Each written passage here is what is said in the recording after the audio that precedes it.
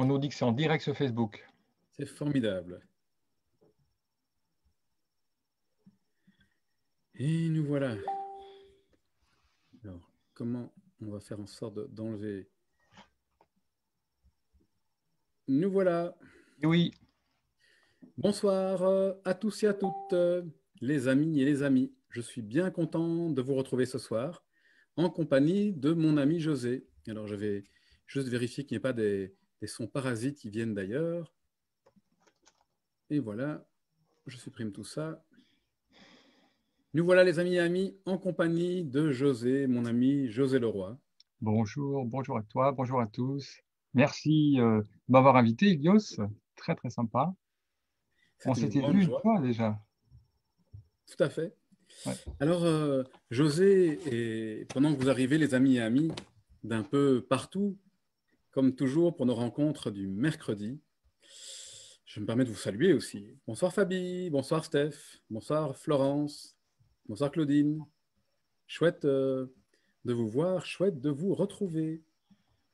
Et donc, on est ce soir ici aujourd'hui avec mon ami José. Je suis bien content de retrouver. Dites-moi les amis et amis si le son... Ah oui. Emmanuel me dit que de Tournai, le son et l'image, c'est bon. Est-ce que d'ailleurs c'est bon aussi? C'est ça la question. Ou est-ce que c'est uniquement de Tournai que ça fonctionne? Voilà la question du jour. Ah oui, alors Steph me dit que ma coiffure se josérise. Oui, Alors, oui, absolument. Et je me dis que les coiffeurs ne sont pas encore ouverts à Paris et à Bruxelles, apparemment. Steph, tu penses à la couleur de mes cheveux peut-être? Hein, c'est la grande couleur de la non-dualité, évidemment. Tout devient Bah blanc, oui, bien plus de sûr. parties, plus de couleurs, tout est Ça donne blanc. un aspect sage à Ilios, ses Oh, cheveux il y un a peu. Nils qui est là. Oh là là, on a même des gens, des copains de Buenos Aires ici. C'est génial, c'est formidable. Alors les amis et amis, aujourd'hui, la rencontre avec José, elle est sur un thème, moi, qui me tient vraiment à cœur. Et ce thème, c'est le thème du retour à soi. Au fond, José m'avait dit quand il a écrit son livre qu'il aurait pu... Alors, José, ou peut-être qu'il y a un ami qui sait ça mieux que moi, je ne sais pas comment faire pour qu'il n'y ait pas ce messenger qui... Alors, oui, voilà, je crois que j'ai vu comment faire.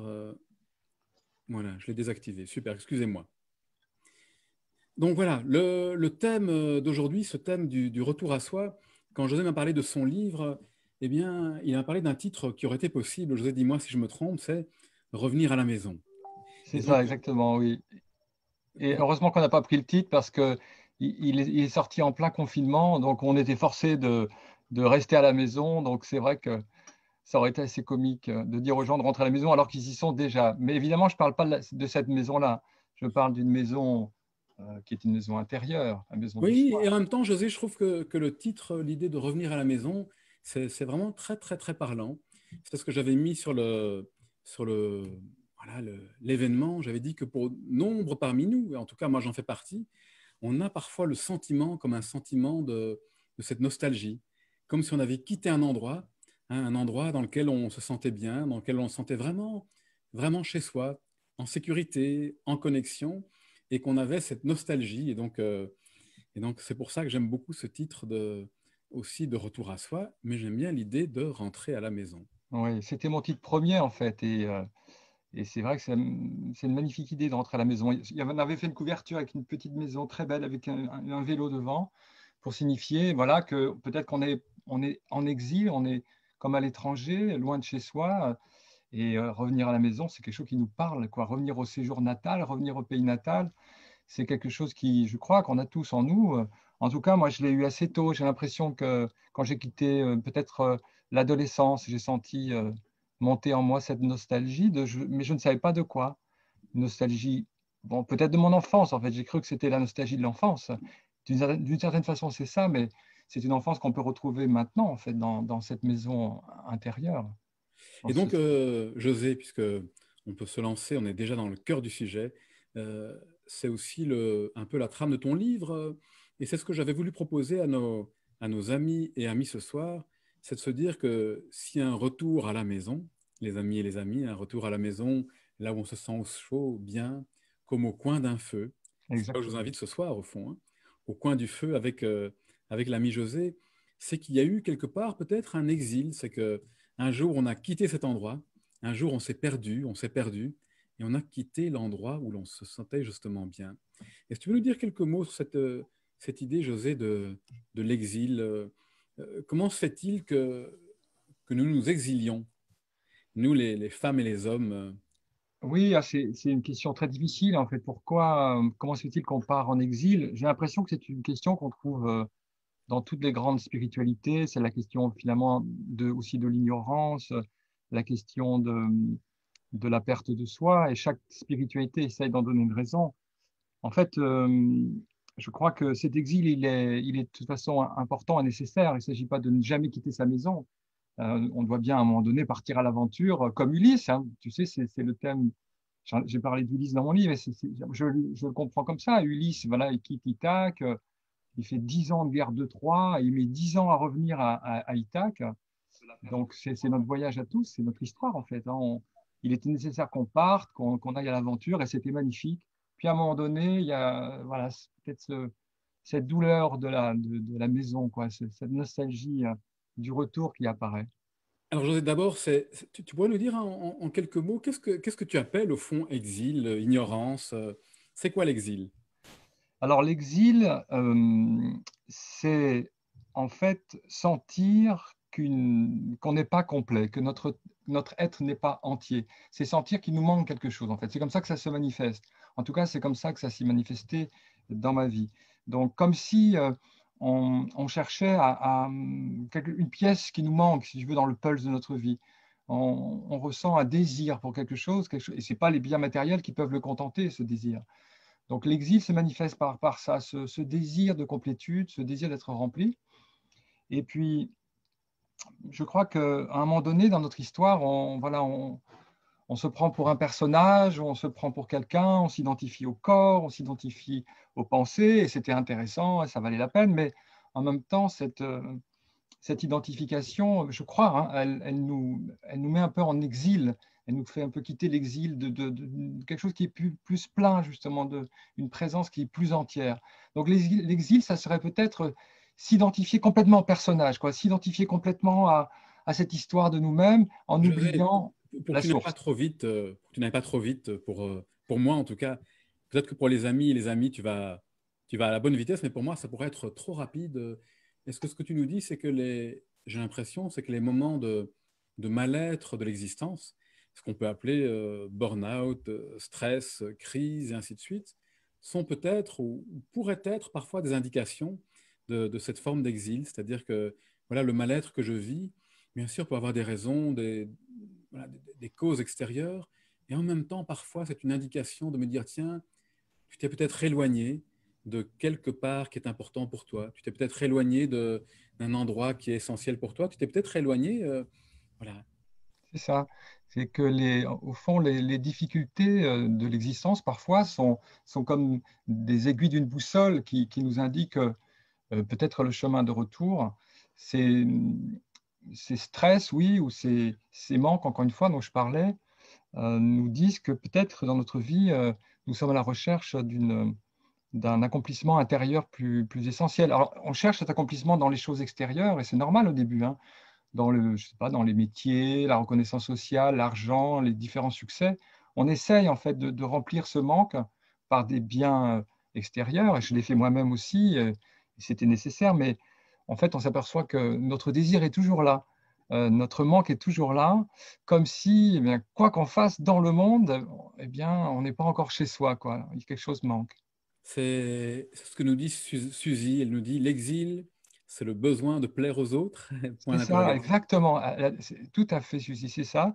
C'est le besoin de plaire aux autres. Et finalement, c'est au lieu d'être vraiment enraciné dans son authenticité, c'est de se voir à travers les yeux des autres, de chercher absolument, en effet, à être reconnu, à plaire et être en dehors de soi-même. Finalement, l'exil, ce serait, oui, exactement, c'est se voir à partir du regard des autres. Donc, à partir en se voyant de là-bas, quoi, de très loin, parce que les autres, ils sont toujours à l'extérieur. Donc, si on se voit à partir des yeux des autres, on n'est plus au centre, on est dehors, on est loin de chez soi. Donc, Les c'est tout à amis fait et ça. les amis là, qui est avec nous ce soir, Dites-nous un peu, est-ce que vous avez déjà vécu l'exil? Ça ressemble à quoi vos exils? Ça, c'est, hein, Suzy, elle nous le dit, c'est une possibilité, voilà, c'est cette question du regard de l'autre dans lequel on peut se perdre, le besoin d'approbation, le besoin d'être Mhm. apprécié, qui sont des besoins, je pense, importants pour nous, les humaines et les humains, et en même temps qui peuvent nous amener à être très loin de nous-mêmes. Et vous, les autres, c'est quoi l'exil pour vous? Où vous êtes, vous, déjà perdu et perdu? Dans quelle direction avez-vous déjà été qui sont peut-être des directions où vous êtes perdu? Pour qu'on puisse continuer là-dessus avec notre ami José. José, je te laisse continuer parce que je t'ai Oui, oui. interrompu. Ouais, ouais, non, non. Et je reviens juste à la question du mot nostalgie, qui est un très beau mot qui veut dire la souffrance du retour, en fait. Et j'ai découvert en préparant ce livre que ce mot date du moment où l'armée de Louis XIV avait des gardes suisses, enfin, parmi ses soldats. Et quand les Suisses, qui étaient très loin de chez eux, entendaient un chant des alpages de leur pays, eh bien, ils laissaient leurs armes et ils rentraient immédiatement chez eux, tellement la douleur était trop forte de ne pas être à la maison. Donc peut-être qu'on peut nous aussi parfois entendre ce chant, hein, de la maison, ce chant de l'être intérieur.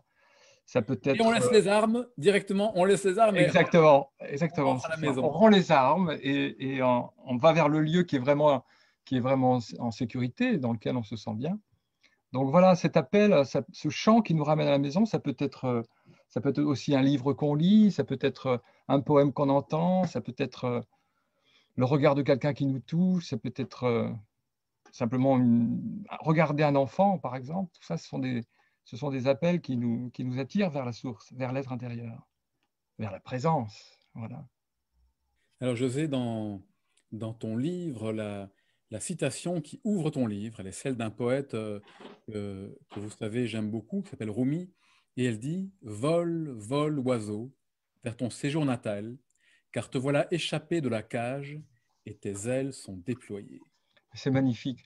Alors, Rumi a énormément parlé de cette nostalgie de la source, de cette nostalgie de l'être intérieur.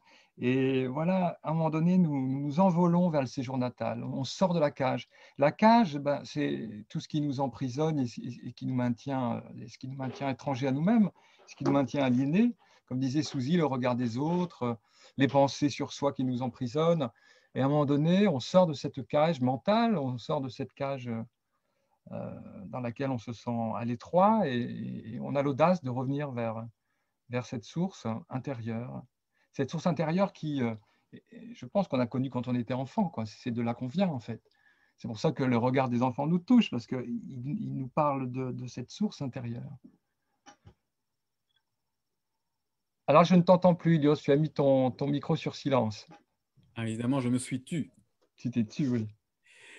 José, il y a une de nos amies ici qui dit euh, je trouve important de savoir comment les autres nous voient parce que parfois, on ne se rend pas toujours compte de notre attitude et donc que les autres nous feraient évoluer. Donc, il y a bien sûr le regard de l'autre qui est un regard qui parfois nous enferme, ou en tout cas, c'est l'impression que j'ai plutôt, je devrais dire, du regard de l'autre. C'est mon besoin de correspondre à ce que je crois que sont les attentes. Et en même temps, ce que dit Suzy est assez juste, me semble-t-il, qui est une intention saine à, à notre environnement, nous permet aussi d'évoluer. Oui, bien sûr. Absolument. Le regard de l'autre peut aussi, en effet, nous donner des connaissances sur nous-mêmes. Mais si on ne vit qu'à travers le regard de l'autre, hein, c'est-à-dire si on ne vit qu'à travers son apparence, ses apparences, là, on est vraiment aliéné. Tu sais, c'est le sens de la phrase de Jean-Paul Sartre qui disait «L'enfer, c'est les autres». Alors, c'est un peu radical, hein, mais Sartre voulait dire que le regard de l'autre, en fait, nous chosifie et nous enferme dans une identité parfois un peu fixe. Et donc, le retour à la maison, ça serait retrouver cette liberté intérieure, mais voilà, il ne s'agit pas non plus ensuite de nier, de refuser le regard de l'autre, mais simplement de voir que c'est une apparence, quoi. C'est-à-dire que l'autre voit de nous une apparence, certes c'est important, mais comme là je vois l'apparence d'Ilios, elle est précieuse et je remercie Ilios de cette apparence, mais peut-être, voilà, je sais qu'au centre, Ilios est autre chose que cette apparence, il a une présence qui est au-delà de ce que moi je vois de lui. Et donc, ami José, Oui. ce que tu nous dis, c'est que le fait de s'identifier de manière déraisonnable, j'allais dire, C'est ça. voilà, à nos pensées, à nos croyances. On a bien dit à ce que les autres pensent de nous, mais aussi peut-être à notre corps, à Exactement. nos possessions. En fait, à quoi que ce soit, lorsqu'on s'identifie, on se réduit à quelque chose. En réalité, et je reviens à ce que tu disais sur Sartre, on se traite un peu comme une chose.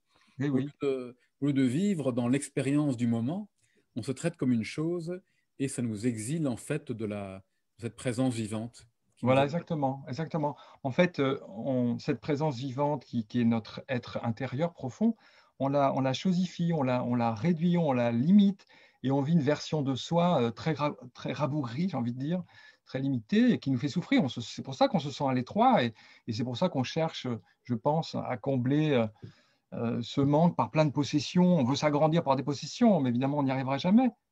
Alors que cette grandeur, elle est, je crois, elle est vraiment en nous. Notre maison n'a pas de mur, en fait, elle est ouverte. Nous sommes ouverture, en fait, ce regard qui tout embrasse, et c'est notre être profond. Et, euh, et donc, retrouver cet espace intérieur, c'est ce que j'appelle revenir à la maison. Voilà.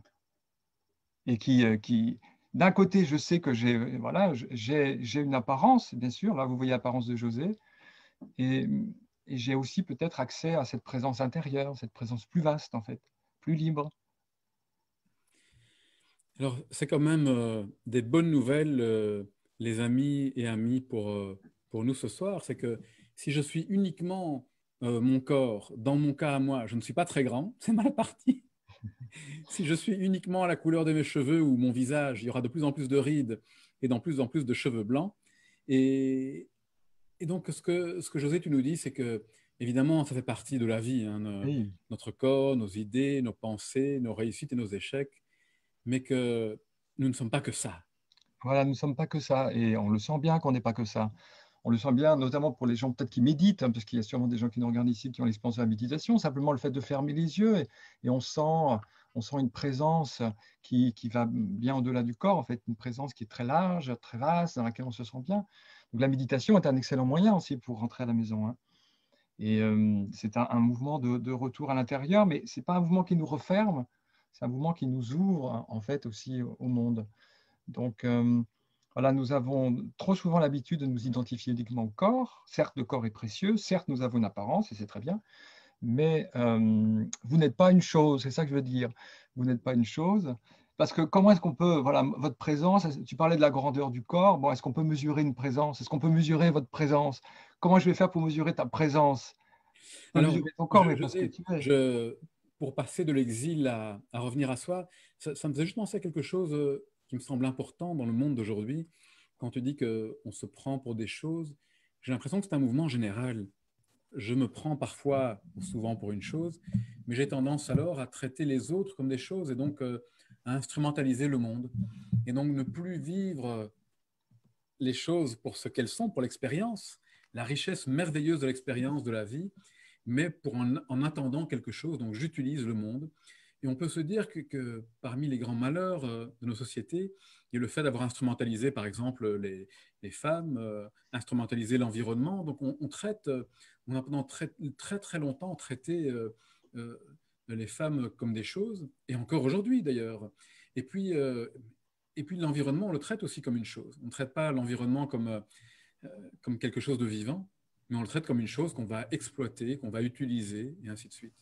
Et donc, Exactement. ce à quoi tu nous invites, c'est sortir de ce rapport et donc d'être plus, voilà, de traiter, de nous traiter et de traiter le monde comme un monde de sujets et Oui, comme un monde exactement. De d'objets. présence et pas d'objet.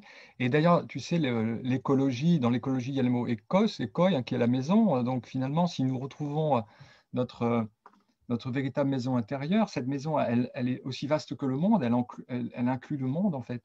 Quand on s'isole dans cette maison de chair, on est séparé du monde et on voit le monde comme des choses peut-être. Mais si on s'ouvre à une présence plus large, et c'est ce que font heureusement beaucoup de gens aujourd'hui qui se sentent vraiment unis à la terre, qui se sentent un avec la nature et pas séparés de la nature. Donc, en ouvrant cette maison intérieure et en voyant qu'elle n'est pas fermée, qu'elle inclut la nature, on peut avoir un rapport tout à fait différent. En fait, le monde, la nature, c'est ce que je suis, c'est ce que nous sommes.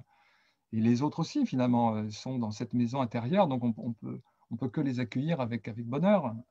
C'est ça qui est extraordinaire, c'est que quand on va vers l'intérieur, Je crois que c'est le thème non, c'est la sortie, c'est l'intérieur, non, c'est ça La voie de sortie est à l'intérieur. La c'est voie de ça, sortie exactement. est à Voilà, l'intérieur. la voie de sortie est à l'intérieur, et quand on va vers l'intérieur, en fait, on trouve le monde. C'est pas un intérieur qui nous isole. Et j'avais failli te donner cette citation pour ce soir. C'est Vas-y, vas-y, vas-y. Suzuki, Shunryo Suzuki, qui est un maître zen qui a vécu aux États-Unis au XXe siècle, un maître zen très important, qui a écrit Esprit zen, Esprit du débutant, et Esprit neuf, Esprit zen. Et il dit, on lui pose la question, est-ce que méditer, c'est rentrer à l'intérieur? Et il répond, pas à l'intérieur, pas à l'extérieur, juste ouvert. Et j'adore ce juste ouvert parce que c'est voilà, les murs de la maison, elles tombent et le monde s'y engouffre et les autres s'y engouffrent et c'est un bonheur en fait d'être cette maison ouverte. Mais si je ne vois que de l'extérieur et que je m'enferme dans ma maison de chair, alors là évidemment je suis séparé du reste, limité. Alors, Tu es d'accord avec ça ou pas? tout à fait d'accord. Alors, je sais pas, j'imagine qu'on verra le livre à l'envers quand je vais le montrer. Moi je le vois à l'endroit en tout Je cas. vois l'endroit, donc tout va bien. Donc, retour à soi, retour au soi, le très beau livre que José a écrit pour nous parler de ce retour, en fait, de ce voyage de retour. C'est cette Ulysse qui revient. Exactement. Nous sommes tous des Ulysse à la recherche de l'Ithaque, de la maison. Exactement. Non, c'est juste un aparté, mais euh, nous, on a une fille à la maison. Et donc, je me suis amusé quand je lui ai raconté l'histoire d'Ulysse, je l'ai transformé. Et au lieu d'être Ulysse qui revient à la maison, pour moi, je lui ai raconté l'histoire de Pénélope. En fait, c'est Pénélope qui était partie. Elle avait récupéré son mari Ulysse qui était perdu au café de l'autre côté de l'océan. Et donc, c'est elle qui a vécu toutes les aventures. C'est un détail, mais je me suis dit, tiens, c'est intéressant, toutes ces aventures en général, les personnages qui vivent l'aventure sont des gens qui sont plutôt masculins. Eh bien, ça vaudrait la peine de parfois renverser tout ça et faire tout à l'envers. Et c'est ce qu'on a fait. Et donc, on a partagé l'histoire d'Ulysse à l'envers. Et donc, c'est Pénélope qui vit les aventures et qui va le sauver. Alors, sur ce chemin d'Ithaque, cher José, la deuxième étape, on a parlé de l'exil, et puis Mm. il y a le retour à la maison. Dis-nous un peu, parle-nous un peu de ce retour à la maison. Comment Bah, est-ce qu'on retourne à la maison, concrètement? alors, concrètement, comment on retourne à la maison? Alors, j'ai parlé tout à l'heure de la méditation, qui est un excellent moyen de retourner à la maison, parce que dans la méditation, on s'installe dans cette présence que nous sommes, et, euh, et on lâche prise par rapport aux pensées, on lâche prise par rapport à toutes les identifications. Ah, tu le sais, tu enseignes la méditation, et donc les pensées apparaissent, disparaissent, les sensations apparaissent et disparaissent, et puis ce qu'on découvre alors, c'est que notre présence est là, beaucoup plus vaste que ce qu'on imaginait. Donc la méditation est un excellent moyen. Mais en fait, ce que nous apprend la méditation, c'est à retourner notre attention finalement vers l'intérieur. Et je crois que toutes les voies spirituelles, au bout du compte, ont ce message dans leur enseignement, retourner l'attention vers le centre. Et je me suis amusé dans le livre à faire une anthologie des différentes traditions spirituelles avec ce fil conducteur du retournement de l'attention. Et c'est vraiment présent partout. Retourner les sens vers le centre, retourner vers la maison, retourner vers la source, revenir au point zéro, revenir vers l'être intérieur. Les mots changent, bien sûr, en fonction des cultures. Mais à un moment donné, il y a toujours cette invitation, me semble-t-il, à, à cesser le mouvement d'exil et d'extériorisation, voilà, pour un mouvement d'intériorisation euh, et de retour à ce point zéro, en fait. Donc la méthode, concrètement, c'est voilà, retourner son attention vers cet être intérieur, en fait, qui est toujours là. José, alors on aurait pu le demander à nos amis et amis qui sont là, mais elle ressemble à quoi la maison? Tu leur as demandé ou pas, non? Ah, je leur demande en même temps et puis j'attends que tu me répondes. C'est toi qui as écrit le livre. Elle ressemble à Ouais. quoi la maison? Retourner à la maison. D'abord, c'est très étonnant de trouver cette maison parce que, enfin moi en tout cas, je l'avais oubliée depuis tellement longtemps, depuis que j'avais quitté mon enfance. Donc ça a été une grande surprise hein, de découvrir que mon être intérieur était au-delà de ce que j'imaginais.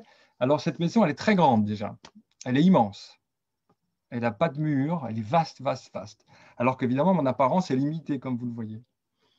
Euh, Cette apparence, elle est accueillante. C'est une maison vraiment accueillante. elle est grande ouverte, tous les murs sont largement ouverts et tout peut y entrer, mes pensées, les sensations bien sûr, mais aussi le paysage, la terre, les gens, tout entre dans cette maison qui est un espace d'accueil en fait. C'est peut-être comme ça qu'on pourrait la décrire, c'est un espace d'accueil. Cette maison, elle est aussi très vivante en fait, elle est hyper éveillée, elle est éveillée. C'est-à-dire que ce n'est pas une maison endormie où on s'ennuie, elle est très vive en fait. Quand on revient dans cette maison, on découvre que, voilà, qu'elle est pleine de vie et que tout prend un relief particulier et intéressant. Voilà. C'est finalement cette maison, on peut l'appeler la vie aussi. Et puis, cette maison, ça vaut le coup d'y revenir aussi, hein, Ilios, parce qu'elle est profondément paisible, elle est profondément apaisée en fait. Toi, tu as cette expression, je crois, c'est là où tout est résolu. J'adore cette expression d'Ilios.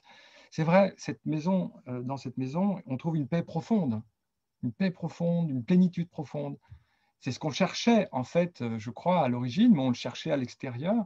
Et en fait, cette plénitude, elle nous attendait à la maison, dans le séjour natal, comme dit Ilios. Donc, c'est un merveilleux retour, en fait. C'est un retour où euh, on est comblé, c'est ça. Moi, je trouve que c'est très, très, très réconfortant Exactement. Très, de très se dire réconfortant. que dans le monde, il y aura toujours des tempêtes, que sur l'océan, en fait, la force des vagues ne dépend pas de nous, la force du vent non plus, la direction du vent ne dépend pas de nous, mais que il y a moi j'appelle ça une perspective, en fait, cette maison intérieure, là où tout est résolu, il y a un endroit où on peut toujours venir se réfugier, et dans cet endroit, ça va toujours bien, quelle que soit l'agitation de tout ce qui se passe autour. L'agitation, on ne peut pas la contrôler, mais par contre, on peut choisir de revenir à l'endroit voilà, où, comme tout est déjà résolu, toutes ces choses-là n'ont pas l'importance qu'on leur donne lorsqu'on est absorbé par les problèmes, les ruminations, les difficultés, qui font évidemment partie de la vie. Et j'aime beaucoup cette perspective parce qu'elle est assez réaliste au fond. Les promesses de tout résoudre, je n'y crois pas trop, puisque, en tout cas dans ma vie, voilà, il arrive très très souvent que les choses n'aillent pas comme j'aurais eu envie qu'elles aillent. Par contre, je peux toujours revenir à l'endroit où tout va toujours bien. Ça, c'est une belle promesse, José. Et oui, oui, c'est magnifique. Et en fait, cette maison qui est notre séjour natal, c'est quelque chose qu'on connaît, en fait, puisqu'on l'a vécu quand on était enfant. Enfin, là, je fais appel aux gens qui nous écoutent. Est-ce qu'il n'y a pas eu un moment dans votre vie où aussi il y avait cette plénitude, cette paix intérieure? Alors, je sais qu'il y a des enfants qui vivent des choses difficiles, bien sûr, hein, mais si un enfant est éduqué dans un environnement favorable, il va expérimenter, je crois, cette ouverture, cette paix et cette joie de vivre, tout simplement. En tout cas, moi, quand j'ai quitté l'enfance, j'ai eu l'impression de la quitter vers 7 ans à peu près.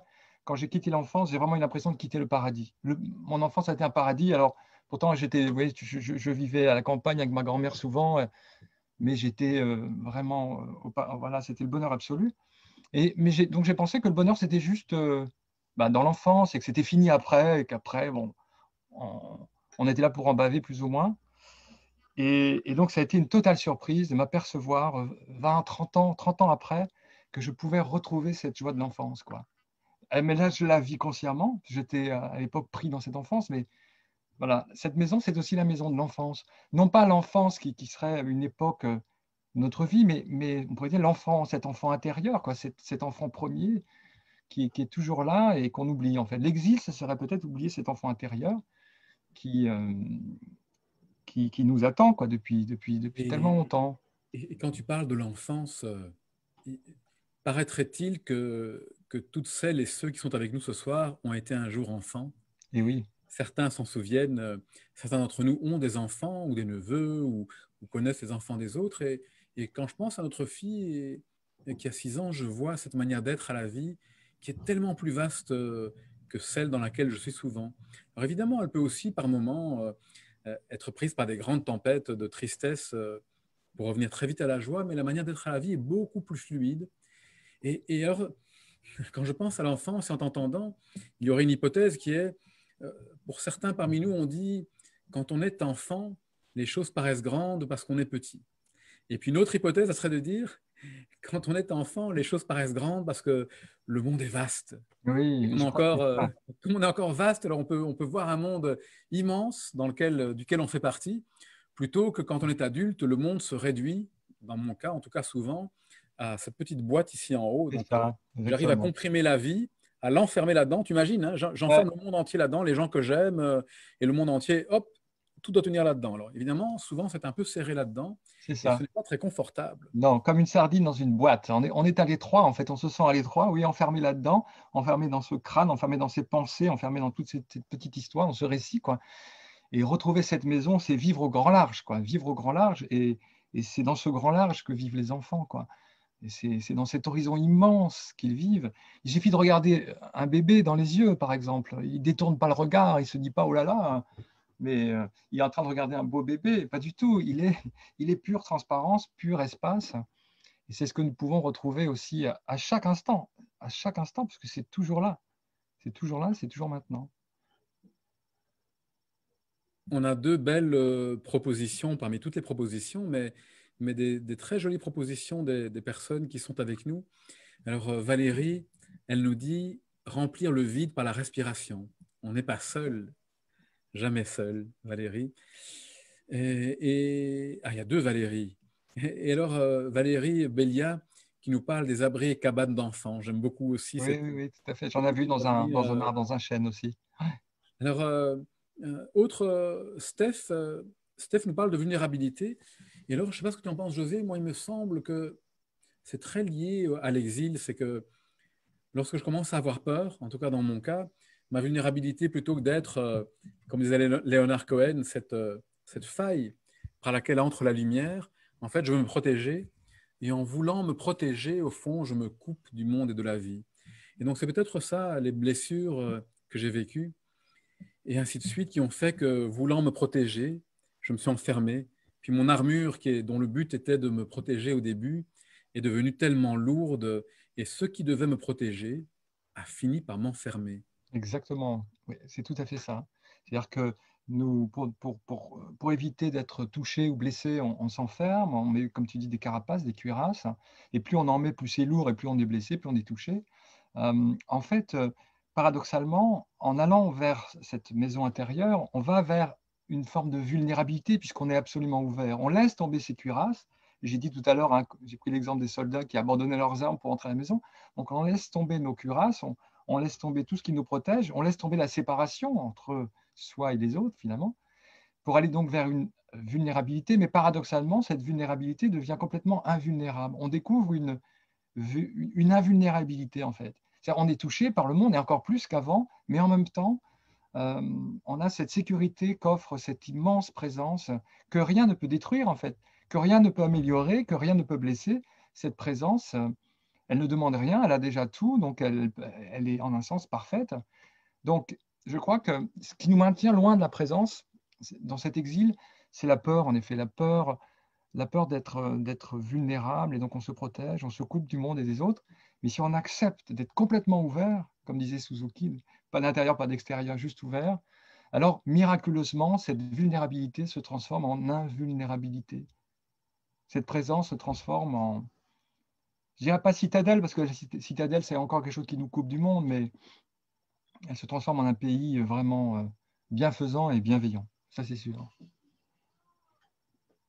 Je, je pensais à cette citation de Rumi qui parle de l'enfant. Je pense que dans le livre de Shams de Tabriz, Shams qui était Le maître de l'ami, Rumi. le maître et l'ami de cœur de Rumi, où Rumi dit qu'il a été brûlé un peu comme cette mouche qui va vers la flamme et qui est complètement consumée par la flamme de l'amour. Et voilà ce que dit Rumi. Quand j'étais enfant, je voyais Dieu, je voyais des anges, je regardais les mystères des mondes, d'en haut et d'en bas. Je croyais que tous les hommes, toutes les femmes voyaient la même chose. J'ai fini par comprendre qu'ils ne voyaient pas. Et c'est formidable, cette citation. Faut que tu me l'envoies. J'aurais dû la mettre dans le livre, elle est magnifique. Tout à fait. Voilà. Moi aussi, quand j'étais enfant, je voyais des anges. Tout était un ange, en fait. Le foin dans la grange, la pluie qui tombait sur l'herbe, le chien qui jouait dans la cour, tout était un ange.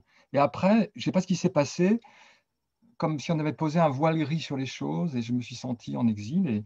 Et heureusement, il y a un chemin de retour possible. Heureusement, heureusement, heureusement. Et c'est ça la bonne nouvelle. C'est une bonne nouvelle.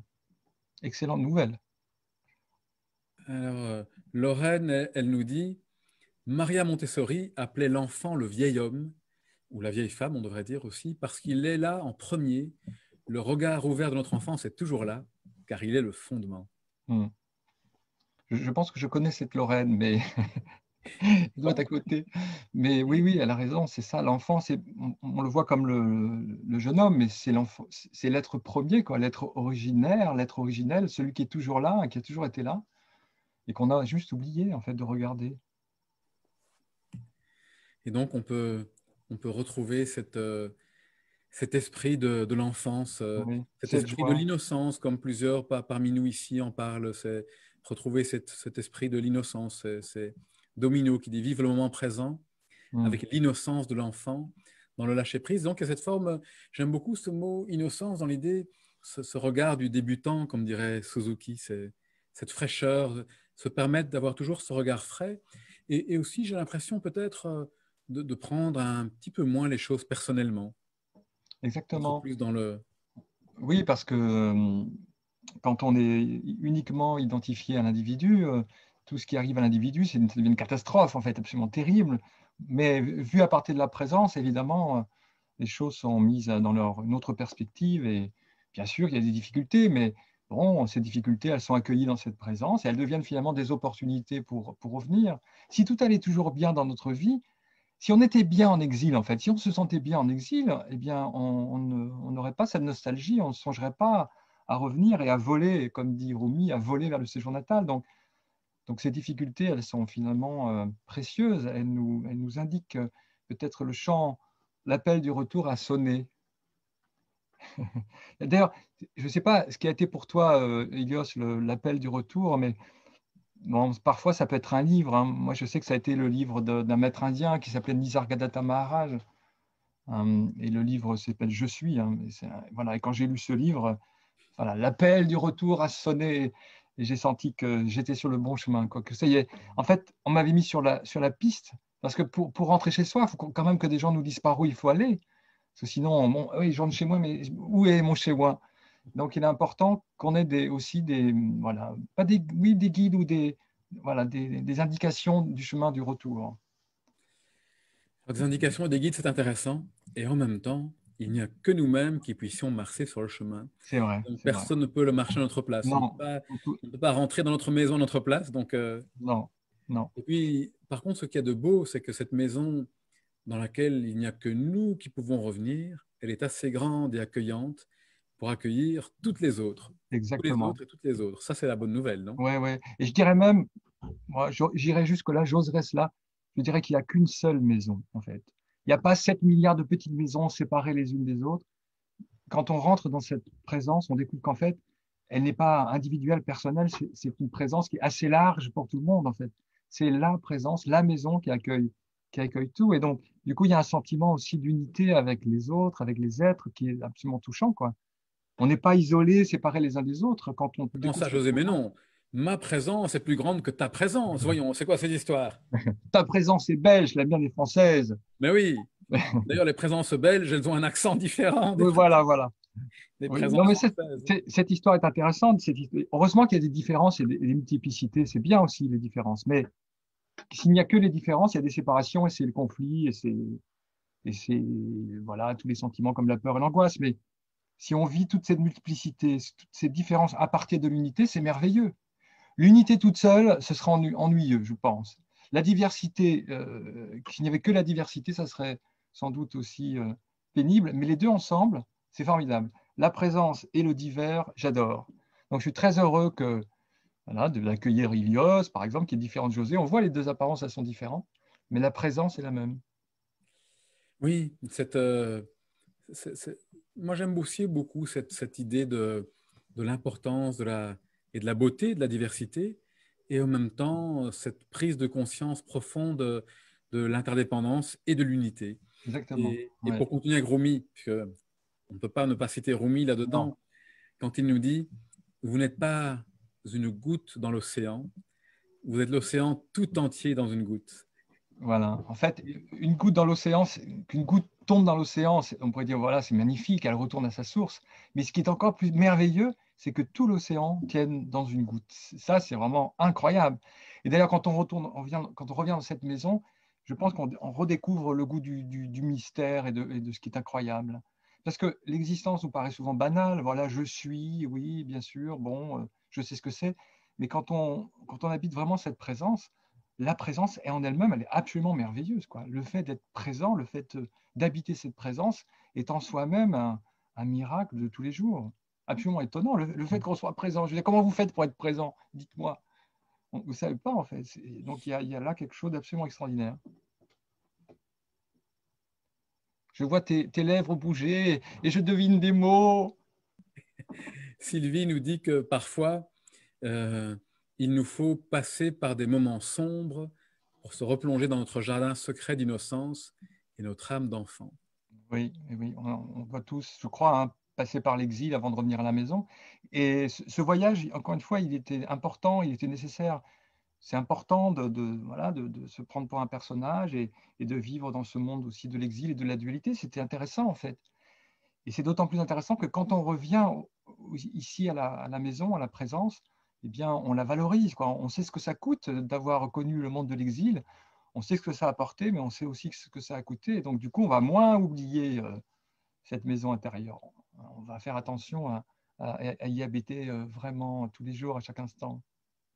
C'est ce que nous apprend l'exil, en tout cas. Est-ce que Et je peux rajouter un point? Parce que je ne sais pas si tu vas en parler, mais tu vois, on parle d'exil et de retour. Mais j'allais en fait, parler de oui, demeurer. c'est ça, demeurer. Et J'allais y voilà, arriver, j'allais y arriver. magnifique, magnifique. J'allais y arriver, José. Donc, Voilà. notre petite promenade du soir, elle était sur cette. On a commencé par la nostalgie. Et la nostalgie nous rappelle que parfois nous nous sommes exilés loin, loin, loin de, de ce temple intérieur. Et puis, on a parlé de l'exil, on a parlé de revenir à la maison. Et puis, la question, peut-être la question qui vient après, c'est très joli d'être revenu à la maison. Mais comment fait-on pour y demeurer? Alors, pour y demeurer, c'est pour José. Pour les gens ambitieux, on demeure à la maison. Pour les gens beaucoup moins ambitieux comme moi, c'est comment fait-on pour ne pas se perdre trop loin de nouveau quand on a oublié qu'on était à la maison? Hmm, Comment fait-on pour ne pas partir trop longtemps? Comment fait-on pour y revenir voilà. hmm. Alors déjà, un point pour moi qui a été très important à comprendre, c'est qu'en fait, il n'y a pas vraiment eu d'exil au bout du compte. On a toujours été cette présence. Elle n'a pas disparu. Même quand on l'a oubliée, elle était là toujours. Elle nous attendait patiemment. Donc, c'est pourquoi, d'un certain point de vue, ce voyage, cet exil n'est pas vraiment une réalité. Il y a cette présence, est toujours là. Mais dans les faits, on l'oublie. On oublie cette présence, et donc c'est comme si on la perdait de vue. Alors, ce qui va se passer une fois qu'on sera revenu à la maison, il est probable qu'on l'oublie encore. Il est probable qu'on parte encore en exil et qu'on se retrouve à nouveau en des terres étrangères avec une nostalgie qui nous cheville l'âme. Eh bien, le chemin du retour sera toujours le même, hein. C'est le retournement de l'attention. C'est par la méditation ou par simplement la vigilance. Peu à peu, voilà, on prend le goût de cette maison. Je crois que voilà, c'est ça. C'est peut-être ça qui me semble important. C'est que plus on habite cette maison, plus on voit à quel point c'est bon d'y être, d'y vivre. Et donc, c'est ce goût du bonheur qui nous y ramène. Ce désir de liberté, de plénitude, de tranquillité, d'ouverture. C'est ce qu'on veut en fait. Et on sait maintenant où trouver tous ces sentiments dans cette maison. Donc plus on l'habite, plus on a envie d'y revenir, plus on a envie d'y revenir, plus on l'habite. Et je crois que c'est comme ça, peu à peu, qu'on Hmm. devient un habitant de cette maison, il me semble.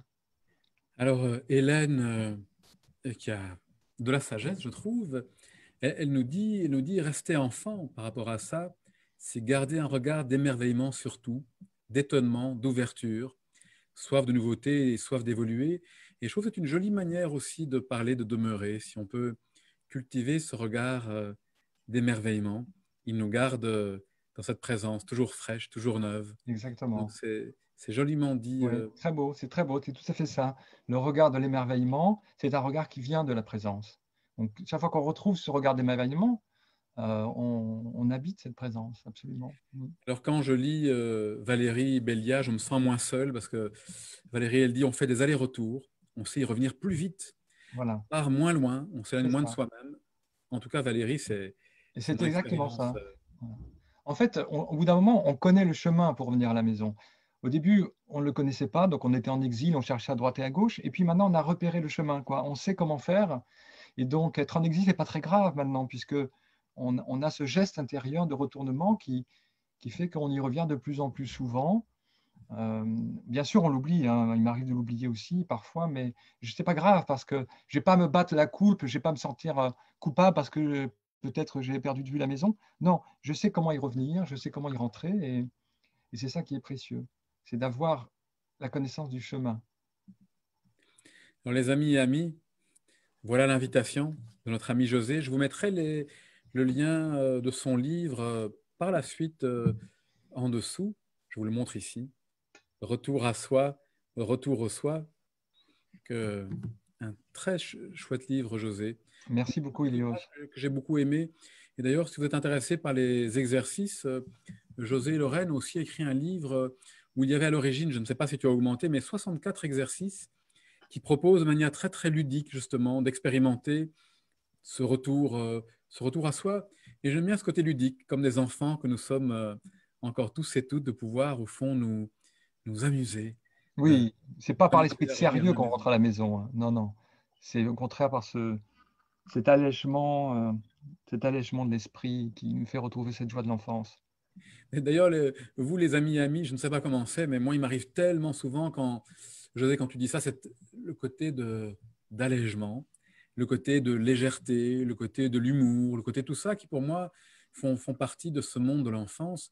Et moi, je me rends compte à quel point, dès que je suis fatigué, un petit peu malade, à quel point je deviens sérieux et je me prends extrêmement au sérieux. Je deviens une grande personne, comme dirait le Petit Prince. C'est ça. Et là où je vois que les choses ne sont pas si terribles, c'est quand je me rends compte que parfois j'arrive à rire en plein milieu d'un épisode où je me suis pris vraiment extrêmement au sérieux. Et je peux vous dire que quand je me prends au sérieux, c'est pas très marrant pour les gens autour de moi, pour les gens que j'aime, pour personne en fait. Hein. Tout le monde, pour moi, le monde entier devient un drame en fait. Je me retrouve, je dramatise tout, tout devient dramatique. Et ce que je trouve de génial et de formidable de retour à la maison, c'est d'être en plein milieu de ce grand drame que je suis en train de remuer.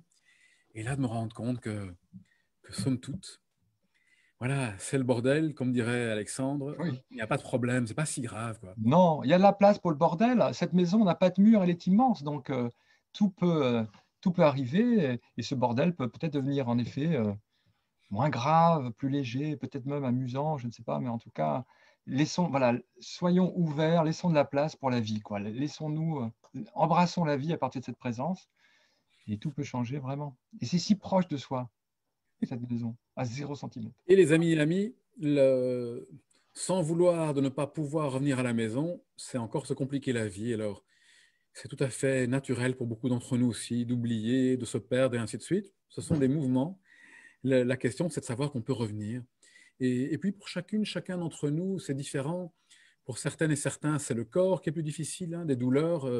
Ça peut paraître très joli tout ça, mais lorsqu'on a vraiment une douleur, les personnes qui vivent de douleurs chroniques, par exemple, c'est pas, voilà, ce sont des choses très simples, mais pas toujours faciles.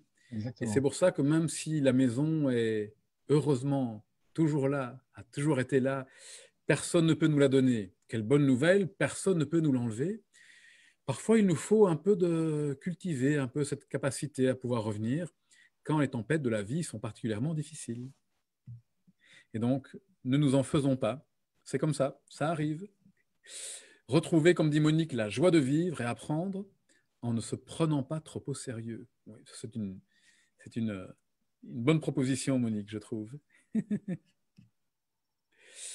Ah, José, Oui, tu as remarqué qu'en anglais, le mot light, qui dit lumière, veut aussi dire léger, hein.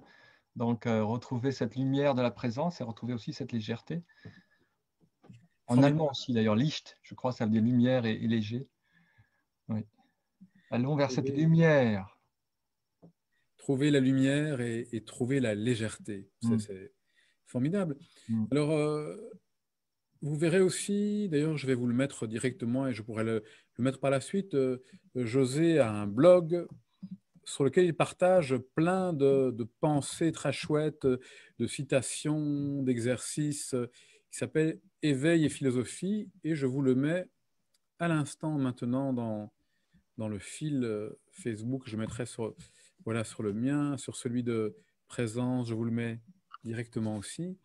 Et ça vous permet de suivre et vous verrez que José propose régulièrement des rencontres, des vidéos, mais aussi des rencontres par Zoom dans ces périodes de confinement, évidemment. Plus tard, vous pourrez aller en vrai rencontrer José pour celles et ceux qui sont dans la région de Paris, ce qui est toujours très différent. Mais pour l'instant, voilà, c'est des possibilités de mille manières de cultiver ce retour à la maison.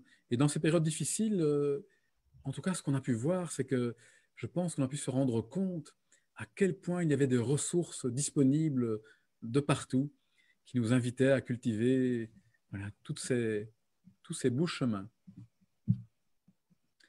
Ami José, Amigos. merci beaucoup d'avoir offert de ton temps pour... Pour moi, c'était un plaisir. Parler de cette maison, de cette présence, c'est un bonheur. Parce que plus, tu vois, quand on a un gâteau et qu'on le partage, on en a de moins en moins. Mais quand on parle de cette présence et qu'on la partage, on en a de plus en plus. C'est formidable. Donc, merci aux amis qui nous ont écoutés. Et donc, Ilios, à très bientôt. Alors, tu ne devais pas lire un poème, non? Tu as Oui, renoncé? oui, bien sûr, c'est pour la fin. Mais c'est en t'entendant, la présence, c'est comme l'amour. Je pense que c'est Schweitzer qui disait ça, qui était la seule chose qui double lorsqu'on la partage. C'est l'amour. C'est l'amour.